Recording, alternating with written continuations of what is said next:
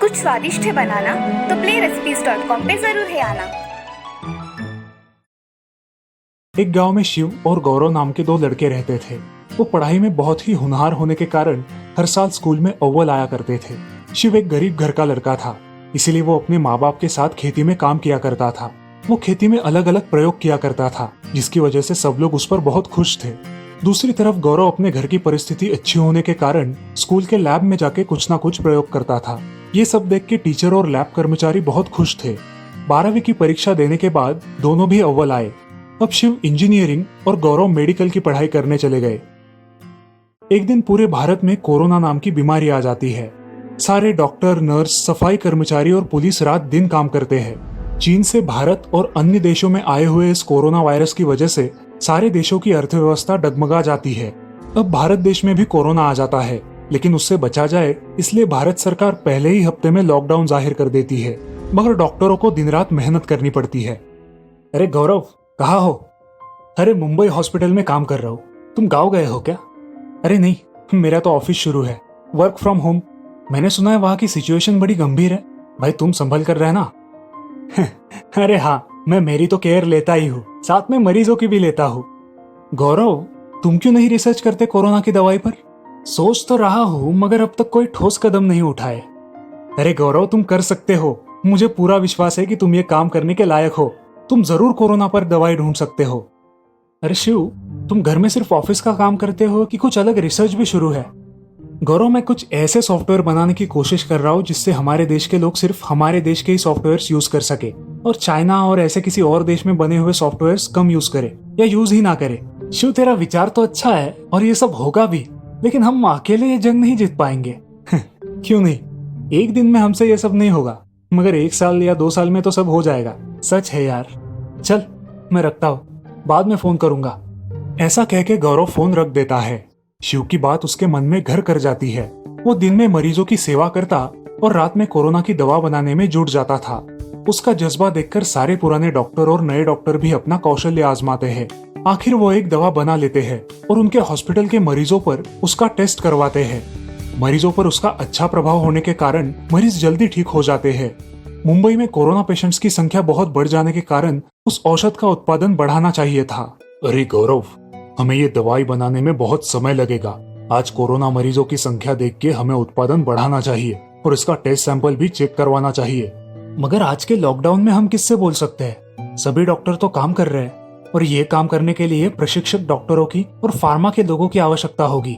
सही कहा गौरव, मगर हमें अब पढ़े लिखे डॉक्टरों और फार्मासिस्ट को हायर करना होगा। उनको सैलरी भी देनी होगी। ठीक है सर, हम कर लेंगे। ऐसा कह के गौरव अपने काम में लग जाता है। वो कुछ नए डॉक्टरों को लेके दवाई तैयार कर लेता है।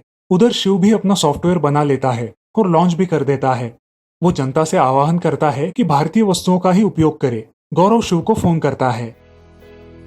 शिव, मैंने कोरोना की दवा बना ली है। अब ये कोरोना जल्द ही खत्म होगा। सच गौरव, तुम सच कह रहे हो? ये तो बड़ी खुशी की बात है। हाँ शिव, सच में। मन को बहुत तसल्ली हुई। मैंने ये दवा बना ही ली। तुम्हारा सॉफ्टवेयर बन गया क्या? हाँ गौरव, बना तो लिया, मगर जनता इसका उपयोग करेगी कि नहीं पता नहीं। अरे जनता क्यों नहीं उपयोग करेगी? जरूर करेगी, देखना तुम। ऐसा कह के दोनों फोन रख देते हैं। दूसरे ही दिन न्यूज में डॉक्टर गौरव और नए इनोवेटर तथा इंजीनियर शिव का नाम सुर्खियों में आता है और वो दोनों रातों रात फेमस हो जाते हैं। अगले दिन उनका इंटरव्यू होता है। इंटरव्यू पर दोनों दोस्त एक दूसरे को देखकर बहुत खुश हो जाते हैं और गले लगते हैं। सर, आप दोनों एक दूसरे को जानते हो? हाँ, हम दोस्त हैं, वो भी बहुत अच्छे वाले। रिपोर्टर अपना इंटरव्यू शुरू करती है। नमस्कार दोस्तों, आज हमारे साथ है देश के 2 नौजवान जिनका नाम है डॉक्टर गौरव और इंजीनियर शिव। कोरोना की भयंकर महामारी पर डॉक्टर गौरव ने दवा ढूंढ ली है जिसकी जांच पड़ताल अभी शुरू है और इंजीनियर शिव ने एक ऐसा सॉफ्टवेयर बनाया है जिससे हमारे देश के युवा चीन का कोई भी ऐप यूज ना कर सके। तो चलिए हम इंजीनियर शिव से पूछते हैं कि उनका इंस्पिरेशन कौन है। मेरा इंस्पिरेशन है सोनम वांगचुक। वो भारत को स्वावलंबन की ओर ले जाना चाहते हैं। उनकी एक बात है कि वो कभी भी चीन का या किसी और देश का कोई भी सामान इस्तेमाल नहीं करते। वो खुद एक सीधा साधा जीवन बिताने में विश्वास रखते हैं। भारत की जनता खुद का सब कुछ बना सकती है, जैसे कि दवा, मोबाइल के एप्स, लैपटॉप, सॉफ्टवेयर्स, ये सारी चीजें हम खुद बना सकते हैं, मगर उनके लिए हमें थोड़ा समय लगेगा। हमें जीवन भर किसी और देश पर निर्भर नहीं रहना चाहिए। हमें स्वदेशी का इस्तेमाल करना चाहिए। इससे हमारे देश के नौजवानों को रोजगार मिलेगा, व्यवसाय के नए अवसर मिलेंगे और इसी से हमारी अर्थव्यवस्था भी सुधरेगी। हाँ, शिव की ये बात तो सच है, जीवन भर हम किसी देश पर निर्भर नहीं रह सकते। हमें स्वदेशी का इस्तेमाल बढ़ाना ही चाहिए। सच कहा सर आपने। शिव सर, आप कुछ बताना चाहेंगे हमारे दर्शकों को? मैं कुछ ज्यादा नहीं बोल सकता हूँ, मगर भारत की जनता अगर ये नीचे दिए हुए नियम फॉलो करे तो हमें महासत्ता बनने से कोई नहीं रोक सकता। वो नियम कौन से है सर, आप हमें बताएंगे? पहला, चीनी मोबाइल ऐप 8 दिन के अंदर अपने मोबाइल से डिलीट कर दे। दूसरा, चीन के सॉफ्टवेयर्स 1 साल के अंदर बदल डालने हैं। तीसरा, चीन के किसी भी उत्पाद को ना खरीदे। चौथा, स्वदेशी वस्तु अपनाए। और पांचवा, हमारा ये वॉलेट वॉर है और इसे हमें घर में रह के ही जीतना है। अपने देश के युवाओं को आत्मनिर्भर बनाना है। गौरव सर, आप क्या कहना चाहेंगे जनता से? मैं जनता से कहना चाहूंगा कि कोरोना से डरने की कोई जरूरत नहीं है, मगर सावधानी तो हमें बरतनी ही चाहिए। हमने दवाई निकाल ली है, उसकी जांच भी हो रही है। अगर टेस्ट सक्सेसफुल हो गए तो हमारे पास पहली कोरोना की दवाई होगी। और एक बात, शिव ने जो भी बताया है उसका मैं समर्थन करता हूँ। स्वदेशी का इस्तेमाल तो करना ही चाहिए। भारत एक महासत्ता जरूर बन सकता है। शिव सर और गौरव सर, आप दोनों ने हमारा मार्गदर्शन किया है, इसीलिए आपका धन्यवाद। और मैं आपसे विदा लेना चाहूंगी। धन्यवाद। ऐसा कहकर उनका इंटरव्यू खत्म हो जाता है। अब दोनों दोस्त बाहर आते हैं और खुशी के मारे एक दूसरे का आलिंगन करते हैं। तो दोस्तों, इस कहानी से हमें ये सीख मिलती है कि हमें हमारे देश के उत्पादनों को प्राधान्य देना चाहिए, जो हमारे देश की उन्नति में सहायक होगा।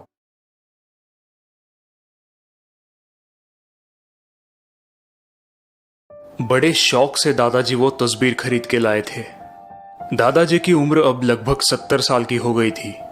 जब से उनकी पत्नी शारदा ये दुनिया छोड़ के चली गई थी, वो बहुत अकेलापन महसूस करने लगे थे। दादाजी वो तस्वीर किसी आर्ट गैलरी से खरीद के लाए थे। उनका कहना था कि वो तस्वीर उन्हें शारदा की याद दिला रही थी। उन्होंने उस तस्वीर को अपने बेडरूम में लगाया। अपने पलंग पे सोते सोते घंटों वो उस तस्वीर को ही देखा करते थे। दादाजी का बेटा दिनेश और उनकी बहू राधिका दोनों ही उनकी इस आदत से कुछ परेशान से हो गए थे। कभी कभी तो उनके रूम में से अकेले ही कुछ बड़बड़ाने की आवाजें आती रहती थी। राधिका ने दिनेश से कहा कि दादाजी अब उस तस्वीर से बातें भी करने लगे थे। दिनेश इस बात से बड़ा ही चिंतित हो गया था।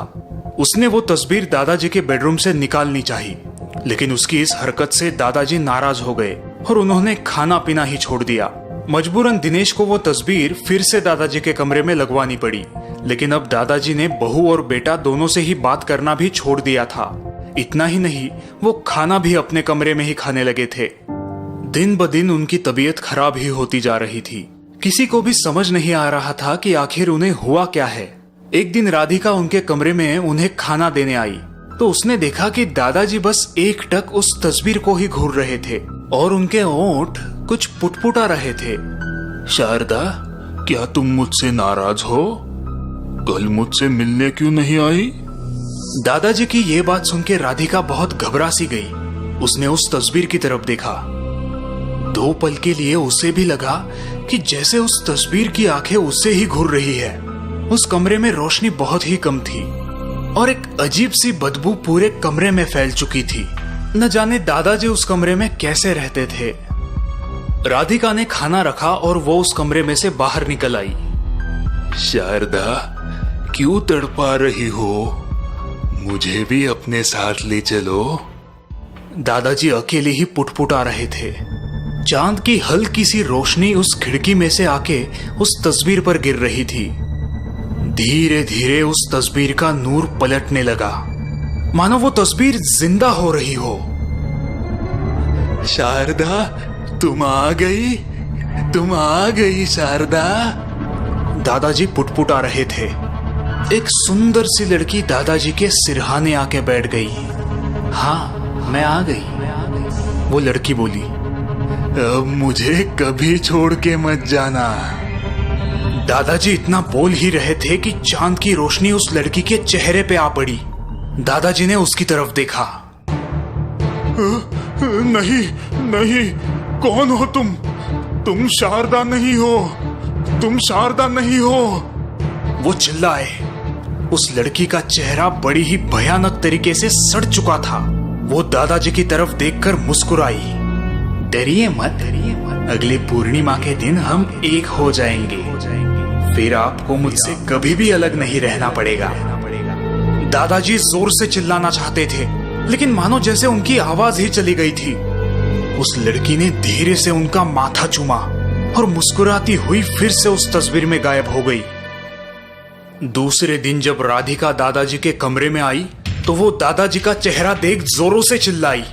दिनेश दौड़ता हुआ कमरे में आया। उसने देखा कि दादाजी का चेहरा पूरा सूख चुका था, मानो जैसे किसी ने उनका खून ही चूस लिया हो। उनकी सांस तो चल रही थी, लेकिन उनकी आंखें सफेद पड़ गई थी और वो एकटक उस तस्वीर को ही घूरते जा रहे थे। लेकिन अब उनकी आंखों में वो प्यार, वो जज्बात नहीं था जो पहले दिखाई देता था। अब उस प्यार और जज्बात की जगह किसी खौफ ने ले ली थी। उनके ओठ सूख चुके थे, वो कुछ पुटपुटा रहे थे, लेकिन किसी को भी कुछ समझ नहीं आ रहा था। दादाजी, क्या आप कुछ कहना चाहते हैं? दिनेश उनकी बात समझने की कोशिश कर रहा था। पूर्णिमा, पूर्णिमा, अगली पूर्णिमा। दादाजी बोलने की कोशिश कर रहे थे, लेकिन शब्द उनके मुंह में से निकल ही नहीं रहे थे। वो अपने हाथ से उस तस्वीर की तरफ इशारा करने लगे, लेकिन दिनेश को उनकी बात समझ ही नहीं आ रही थी। दादाजी, हम वो तस्वीर वहां से नहीं निकालेंगे, आप चिंता मत कीजिए। हताश होकर दादाजी का हाथ बिस्तर पर गिर पड़ा। डॉक्टर ने दादाजी की पूरी जांच पड़ताल की, लेकिन उन्हें भी उनकी बीमारी का पता नहीं चल पा रहा था। दादाजी उस तस्वीर को वहां से हटाना चाहते थे, लेकिन किसी को भी उनकी बात समझ नहीं आ रही थी। आखिरकार पूर्णिमा का वो दिन आ ही गया। दादाजी सहम कर उस तस्वीर की तरफ देख रहे थे। जैसे ही चांद की रोशनी उस तस्वीर पे पड़ी, वो लड़की उस तस्वीर में से बाहर आने लगी।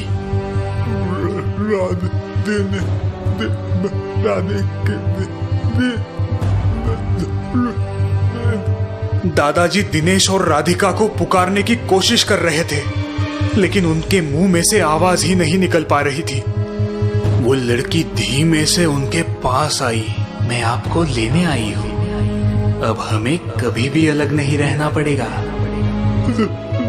नहीं, तुम शारदा नहीं, तुम शारदा नहीं हो। मैं तुम्हारे साथ नहीं आना चाहता। दादाजी पुटपुटाने लगे। तुमने ठीक पहचाना, मैं शारदा नहीं कमला हूँ। वो लड़की बोल रही थी। एक चित्रकार मेरी तस्वीर बनाना चाहता था। मेरी तस्वीर बनाते बनाते वो मुझसे प्यार करने लगा और उसने मुझसे शादी करने की इच्छा दर्शाई, लेकिन जब मैंने इनकार किया तो उसने गुस्से में आकर मेरी कर दी और फिर मेरे ही रक्त से उसने इस तस्वीर के रंग भरे और बाद में खुद भी कर ली। तभी से मैं इस तस्वीर में रह रही हूँ। जिस दिन मेरी हुई वो दिन भी पूर्णिमा का ही दिन था। हर पूर्णिमा के दिन मुझे रक्त की प्यास लगती है।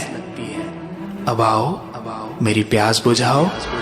इतना कहकर उस डायन ने अपना मुंह खोला। दादाजी के मुंह से एक हल्की सी चित्कार निकली और फिर सब कुछ शांत हो गया। दिनेश और राधिका को कभी भी इस बात का पता नहीं चल पाया कि आखिरकार दादाजी की मौत की असली वजह क्या थी। उन्होंने उस कमरे का सारा सामान कबाड़ खाने में बेच दिया, जिसमें वो तस्वीर भी थी। पता नहीं अब वो तस्वीर कहाँ पे है और किस घर की दीवार पर टंगी हुई है। कहीं वो तस्वीर आपके घर में तो नहीं है ना?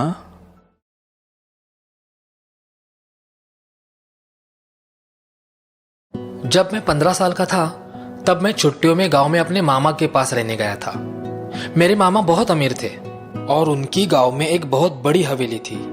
उस हवेली में बहुत सारे कमरे थे। हवेली काफी पुरानी थी। हम सभी बच्चे वहां पे लुक्का छुपी खेला करते थे। उस मकान में ऐसी बहुत सी जगह है और कमरे थे जो छिपने के लिए बहुत ही अच्छी जगह थी।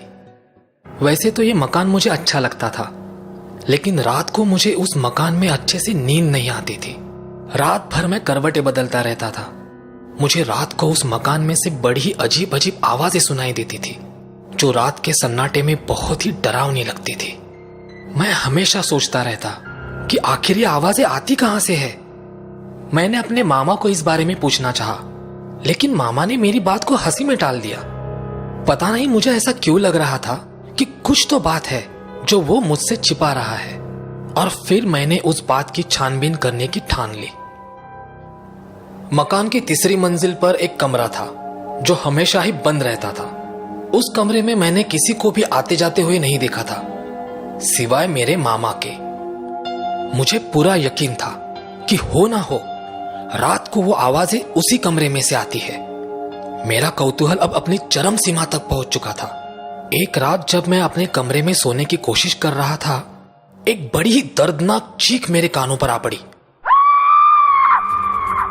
मकान में जैसे एकदम भगदड़ सी मच गई थी। मैं अपने कमरे में से बाहर आया। लाइट चली गई थी। कमरे के बाहर बहुत ही घना अंधेरा था। तभी मैंने मामा को हाथ में लालटेन लिए तीसरी मंजिल के उसी कमरे की तरफ बढ़ते हुए देखा। मैं ये मौका गंवाना नहीं चाहता था। धीमी चाल में मैं भी मामा के पीछे पीछे चलने लगा। कमरे के पास पहुंचते ही मामा ने अपने जेब में से चाबियों का गुच्छा निकाला और उस कमरे का ताला खोलने लगा। कमरे के अंदर से आवाजें अब बढ़ती ही जा रही थी। दरवाजे का ताला खोल के मामा कमरे के अंदर चला गया। मामा हमेशा अपने पीछे दरवाजा बंद किया करता था, लेकिन न जाने कैसे आज वो ये बात भूल गया। दबते पांव मैं उस दरवाजे तक पहुंचा। दरवाजा हल्का सा खुला हुआ था। मैं उसमें से अंदर झांक कर देखने लगा। लालटेन की रोशनी में मैंने अंदर जो भी नजारा देखा वो बहुत ही डरावना था। उस कमरे में किसी बूढ़ी औरत को जंजीरों में जकड़ कर रखा हुआ था। ये चीखे और भयानक आवाजें उसी औरत की थी। उस औरत के सारे बाल सफेद हो चुके थे और पूरा चेहरा झुर्रियों से भरा हुआ था। लेकिन उस औरत की सबसे डरावनी बात अगर कुछ हो तो वो थी उसकी आंखें। बाप रे, ऐसी भयानक आंखें मैंने अपनी पूरी जिंदगी में नहीं देखी थी। उनकी आंखें बड़ी और पूरी तरह से लाल थी और वो अपने आप में गोल गोल घूम रही थी। कभी वो गोल गोल घूमती तो कभी वो एक ही जगह पे सहम कर देखने लगती और फिर अचानक वो औरत जोरों से चिल्लाती, अपने हाथ पैर मारने लगती। फिर अचानक वो शांत हो जाती और फिर उनकी होठों पे एक अजीब सी मुस्कान आ जाती। ये मुस्कुराहट खुशी की नहीं थी। उस मुस्कुराहट में छलावा भरा हुआ था।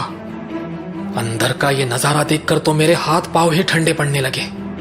और फिर अचानक ऐसा कुछ हुआ जिसकी मैंने उम्मीद ही नहीं की थी। उनकी वो डरावनी लाल आंखें सीधे मुझ पर ही आ पड़ी और वो मुझे ही घूरने लगी।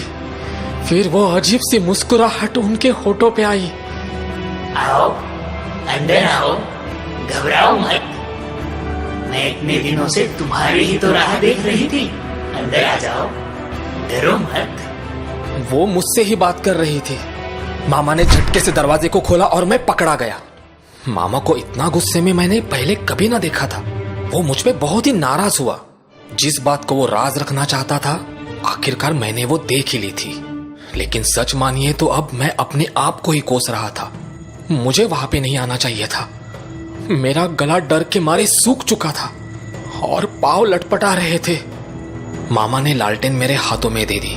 फिर मैंने देखा कि मामा उस बूढ़ी औरत के नजदीक गया और उसने उसे एक बड़ा सा इंजेक्शन लगाया। वो बूढ़ी औरत अभी भी मुझे ही देख रही थी। मैं लटपटाते हुए उस कमरे से बाहर आया। मामा ने मुझे बताया कि उन्हें एक अजीब सी बीमारी थी। वो अपने इर्द गिर्द बहुत सी परछाइयां देखा करती थी। उनका कहना था कि वो परछाइयां उन्हें डराती है, धमकाती है, उन्हें मारना चाहती है। डॉक्टर का मानना था कि उन्हें स्किज़ोफ्रेनिया है। अस्पताल में उन पर बहुत इलाज किया गया, लेकिन उसका कोई फायदा ना हुआ। फिर मामा उन्हें घर ले आया। कभी कभी वो बहुत ज्यादा हिस्टेरिक हुआ करती थी। इसीलिए उन्हें जंजीरों में जकड़ कर रखा था। मामा ने पूरी कहानी मुझे बताई, लेकिन फिर भी मेरा डर कम ना हुआ। मैं अपने घर वापस जाना चाहता था। मामा ने मुझे यकीन दिलाया कि वो सुबह ही मुझे शहर छोड़ाएगा।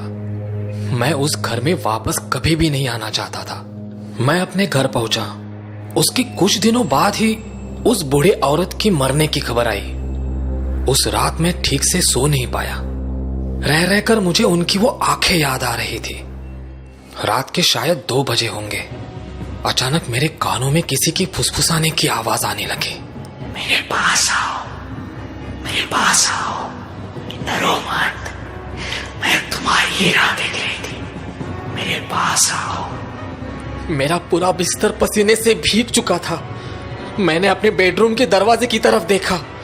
दरवाजा अपने आप खुल रहा था और उसमें से एक भयानक सी परछाई धीरे धीरे मेरी तरफ बढ़ रही थी।